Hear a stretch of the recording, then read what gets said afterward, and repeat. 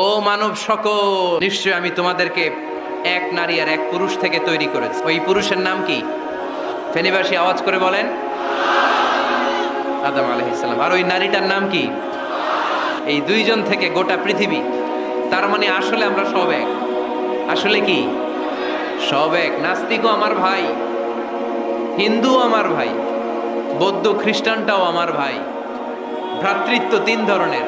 একটা হচ্ছে মায়ের পেটের ভাই, এটাকে আরবিতে বলে আল উখুয়া আন নাসাবিয়্যা, মায়ের পেটের ভাই, উনি আমার মায়ের পেটের ভাই।